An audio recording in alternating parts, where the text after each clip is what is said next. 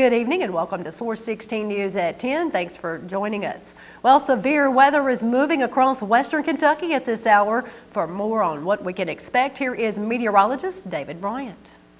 And it has moved into the Source 16 viewing area just within the past hour and a half or so. Now see severe thunderstorm warnings in effect for portions of Hopkins County. You can see this in the yellow shaded in. That goes until about 10:15. We have a strong line of thunderstorms that are working their way through, and you can see that here on the radar imagery, this bowing effect here with winds estimated to be between 80 and 90 miles per hour. So tornado-like winds, even though not specifically a tornado warning associated with this, and getting reports of some widespread damage behind this as it moved through portions of southern Illinois, now moving into, especially toward the Madisonville area. Some of the strongest winds will be moving into that region and then down into Hopkinsville before the hour is up. And notice there's still some more of that left to come and work through western Kentucky. In fact, all of western Kentucky under a tornado watch until 2 o'clock in the morning. We'll continue to track that and have the latest information there at the bottom of the screen. Tammy? Thanks, David. New this hour, the skeletal remains of a body found over the weekend in western Kentucky has been identified as a Marshall County man who went missing over a year ago. The state medical examiner's office positively identified the skeletal remains through dental records as 46-year-old Roger Norton of Marshall County. The skeletal remains were found by turkey hunters Saturday afternoon in a wooded area off of Bryant Ford Road in southern McCracken County near the Graves and Marshall County line. According to state police, Norton was reported missing in February 2010 to the Marshall County Sheriff's Department. The investigation continues. Also new this hour, an Ohio County man already facing over a dozen counts of sexual abuse has been indicted on additional charges after two more female juveniles came forward claiming they were sexually abused last year. Kentucky State Police charged 63-year-old Carl Hardesty of Beaver Dam with two additional counts of first-degree sexual abuse, victim under 12 years old. State Police say the recent charges stem from an investigation where two females under the age of 12 alleged Hardesty abused them sometime between May and June 2010 in Grayson County. According to police, the investigation was presented to the Grayson County Grand Jury, which issued the indictments. As we reported on March 2nd, Hardesty was arrested by state police and charged with 15 counts of first-degree sexual abuse and 1 count of first-degree sexual abuse victim under the age of 12 after an investigation by the Beaver Dam Police Department. The first victim alleged the sexual abuse occurred nearly 20 years ago.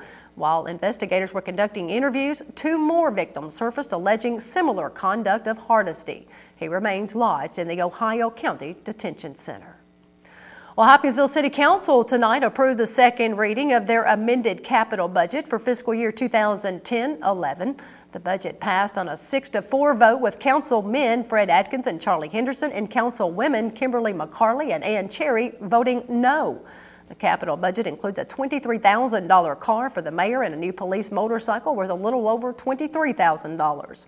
Police Chief Guy Howey explains why the motorcycle is essential to crime fighting.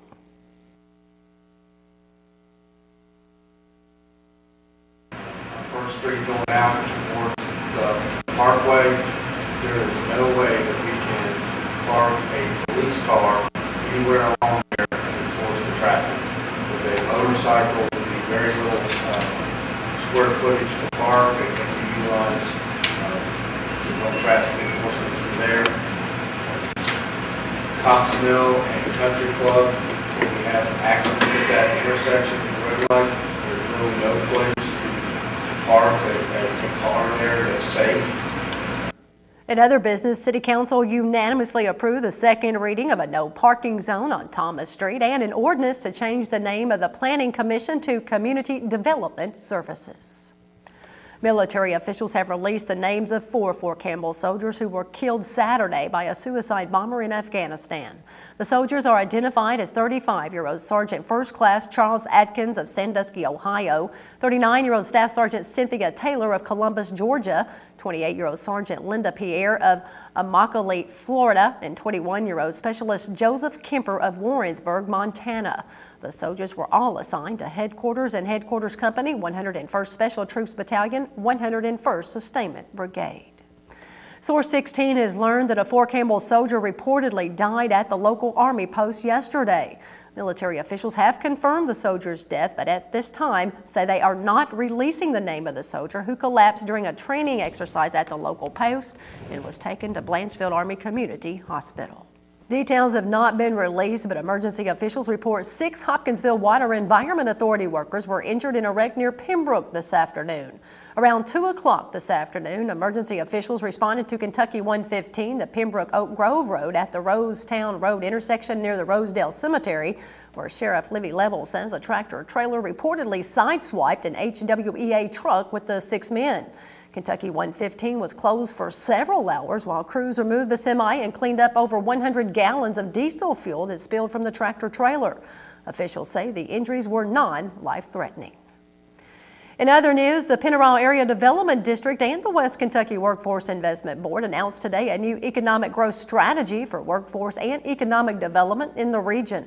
Nearly a year ago, consultants with the Counselor for Adult and Experiential Learning and Avalanche Consulting gathered data about the Pennyroyal region and today presented new goals, plans, and strategies to boost economic growth. Even though we have a lot of assets and we're doing a lot of things really well, there's things we can do in the world of economic and workforce development a lot better, and I think that was seen here today. And as far as being more competitive and more targeted in our approaches to economic development, that's going to be one of the major results of this process.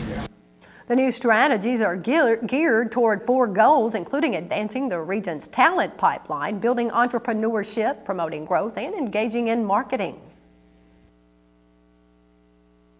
And not all parts are going to apply to everybody, but we think there's something in there that just about everybody in the region can grab a hold of and run with, in their particular area of interest, whether it be manufacturing, whether it be ag, energy, or tourism. The new plan is geared toward making the region a destination for new and existing businesses. Well, possible inclement weather did not dampen the mood today at Heritage Christian Academy. To celebrate Arbor Day, students gathered outside the school early this morning and planted a tulip poplar tree in honor of the Earth-Friendly Day. Hopkinsville Beautification Director Ann Casey explains why today's event is important. Arbor Day is a celebration that brings to mind that all the trees that we have, we need more. And if we don't replace some of them, then eventually our grandchildren won't have trees when they're grandparents. So trees do a lot. They help the environment, they clean the air, they cool the environment. So there's a lot of reasons for, positive reasons for tree planting, and everybody ought to plant at least 1 tree every year. Mayor Dan Kemp was also at the event and officially proclaimed April 15th as Hopkinsville Arbor Day. Whereas trees can reduce the erosion of our precious topsoil by wind and water, cut heating and cooling costs, moderate the temperature, clean the air, produce life-giving oxygen, and provide habitat for wildlife. And whereas trees are a renewable resource giving us paper, wood for our homes. National Arbor Day was first celebrated on April 10, 1872 in Nebraska. Construction began today in Hopkins County on the long-awaited expansion of the Eddie Ballard Western Kentucky Veterans Center in Hanson. WKVC opened with 120 beds in 2002, and for several years it has maintained a waiting list of 50 or more veterans, which necessitated the expansion. The $9.9 million expansion will consist of 3 living centers containing 12 bedrooms and private baths with a home-style kitchen, dining room, and living room. The city of Madisonville has been awarded a $6,000 grant by the Kentucky League of Cities. The 2010-2011 Kentucky League of Cities Insurance Services Safety Grant Program was created to help member cities reduce workers' compensation losses and to improve employee and public safety.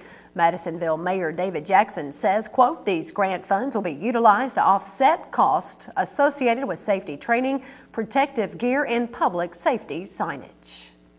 A tip regarding drug activity at a home in Ohio County landed a Beaver Dam man in jail on manufacturing meth and other drug-related offenses. According to Kentucky State Police, the Ohio County Sheriff's Office received information that the occupants of 2 Woodland Trail Beaver Dam were involved in drug activity. During a search, police found methamphetamine, marijuana, pseudoephedrine, oxycodone, a 9mm pistol, and remnants of a meth lab.